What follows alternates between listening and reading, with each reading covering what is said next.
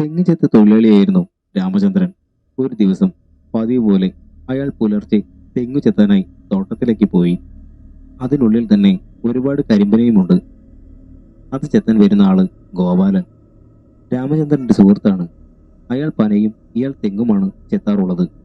ഒരു ദിവസം ഗോപാലൻ രാമചന്ദ്രനോട് പറഞ്ഞു, തെക്കേ മൂലയിൽ നിൽക്കുന്ന പനയിൽ വൈകുന്നേരം നോക്കുമ്പോൾ കുടത്തിൽ നല്ലപോലെ കള്ളുണ്ടാവും, എന്നാൽ കാലത്ത് ചെന്നാൽ കുടം കാലിയാണെന്നും. അങ്ങനെ ഇത് പതിവ് സംസാരമായി. അങ്ങനെയാണെങ്കിൽ ഇത് ആരെങ്കിലും കരുതി കൂട്ടി ചെയ്യുന്ന വേലയായിരിക്കുമെന്ന് രാമചന്ദ്രൻ ഗോപാലനോട് പറഞ്ഞു. എന്തായാലും താൻ വിഷമിക്കണ്ട, നമുക്ക് രാത്രി വന്ന് കാവൽ നിൽക്കാം, എന്നിട്ട് നോക്കാം ആരെങ്കിലും ഇതിനൊരു പുറകിലുണ്ടെങ്കിൽ കൈയോടെ പിടികൂടാമെന്നും. അങ്ങനെ ഒരു ദിവസം വൈകിട്ട് ഇരുവരും തോട്ടത്തിലേക്ക് പോയി. നല്ല നിലവുള്ള രാത്രിയായിരുന്നു അന്ന്.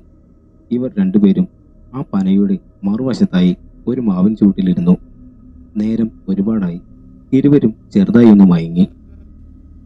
അല്പം നേരം കഴിഞ്ഞതും ഒരു പ്രത്യേക തരത്തിലുള്ള ശബ്ദം കേട്ട് ഇരുവരും ഉണർന്നു. ഇതെന്താ ഇങ്ങനെയൊരു ശബ്ദം? ചീവീടുണ്ടാക്കുന്ന ശബ്ദത്തെ പോലെ അവർക്കതിനെ തോന്നി. ഇതുവരെ അത്തരത്തിലൊരു ശബ്ദം അവർ കേട്ടിട്ടില്ല. ഇരുവരും ചുറ്റിലേക്ക് നോക്കി. നല്ല നിലാവുള്ളതിനാൽ ചുറ്റിലും നല്ലപോലെ കാണാൻ സാധിക്കുന്നുണ്ടായിരുന്നു. വീണ്ടും ആ ശബ്ദം ആരോ മൂളുന്ന കൂട്ട ശബ്ദമാണ് കേൾക്കുന്നത്.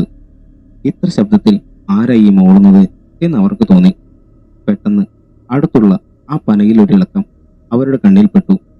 മെരു ആയിരിക്കാൻ സാധ്യതയുണ്ട് എന്ന് രാമചന്ദ്രൻ പറഞ്ഞു. എന്നാൽ പിന്നെ ആ പെരുമാറ്റം അവിടെ കണ്ടില്ല.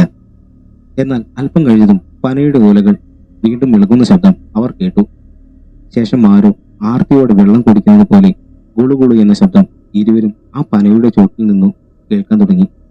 അവർ ഉടൻ തന്നെ കൂട്ടിയിട്ടിരിക്കുന്ന ആ പനയുടെ പട്ടകൾ അതിന് തീയും കൊടുത്തു. ഇപ്പോൾ നല്ല പോലെ വെട്ടമായി. ഇരുവരും പനയുടെ മേലേക്ക് നോക്കി.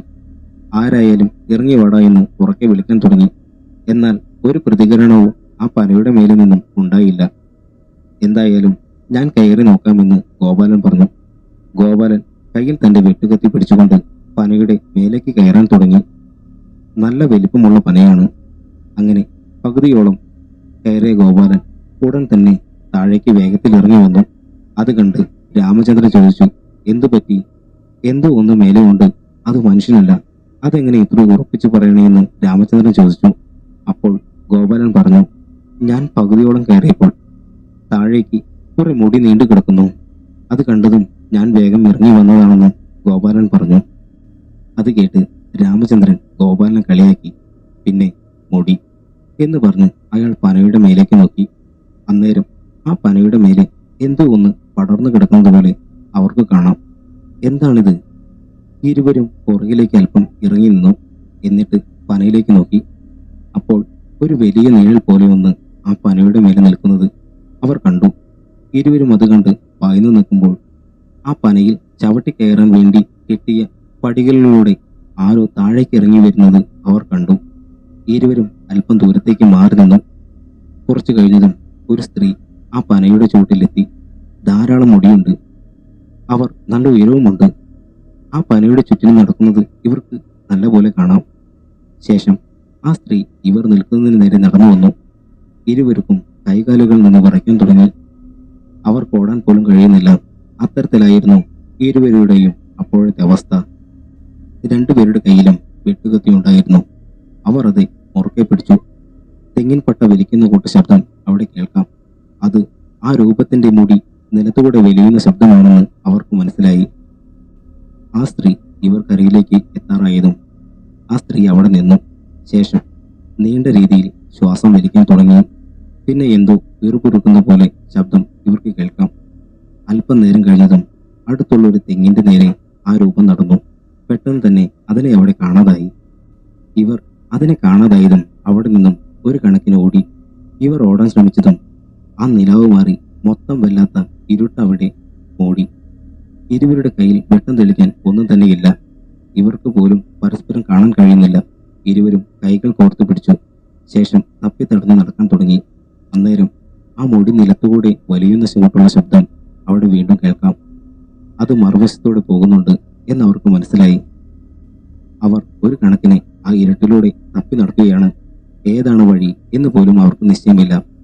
അങ്ങനെ നടക്കവേ പെട്ടെന്ന് അവിടെ മഴവെള്ളം നിറയാൻ വേണ്ടി ഒരു ചാലുണ്ടായിരുന്നു. ഇരുവരും അതിൽ വീണു. വെട്ടുകുത്തി കൊണ്ട് ഗോപാലന്റെ കാലിൽ ചെറിയ മുറിവുമുണ്ടായി. ഉടൻ തന്നെ കയ്യിലുണ്ടായിരുന്ന തോർത്തുകൊണ്ട് അത് കാലിൽ വലിച്ചു കെട്ടി. ഇരുവരും ആ ചാലിൽ നിന്നും കയറി. മേലാകെ വെള്ളമാണ്. അന്നേരം ആ വെള്ളത്തിൽ ആരോ കിടന്നു ചാടുന്ന കൂട്ട് ശബ്ദം, ചെറിയ രീതിയിൽ ചിരിക്കുന്ന ശബ്ദവും ഇവർക്ക് കേൾക്കാം. ഉടൻ തന്നെ ഇരുവരും അവിടെ നിന്നും ഓടാൻ തുടങ്ങി. തപ്പിത്തടഞ്ഞ് ഒരു മുള്ളുവേലിക്കരികിൽ അവർ എത്തി. ആ നേരം പുറകിൽ ആ മുടി വലിഞ്ഞു വരുന്ന ശബ്ദം അവർക്ക് കേൾക്കാം. അത് വേഗത്തിലാണ് വരുന്നത്. ഇരുവരും ആ മുള്ളുവേലി ചാടിക്കടന്നു. ആ ശബ്ദം അവിടെ നിന്നു. മറുവശത്തെ പറമ്പിലെത്തിയതും അവിടെയെല്ലാം നല്ല പോലെ നിലമുണ്ടായിരുന്നു. അതുവരെ അപ്പോൾ തങ്ങളുടെ കണ്ണ് യക്ഷി കെട്ടിയതാണെന്ന് അവർക്ക് മനസ്സിലായി. അവർ വേഗം തന്നെ അവിടെ നിന്നും വീട്ടിലേക്ക് ഓടിപ്പോന്നു.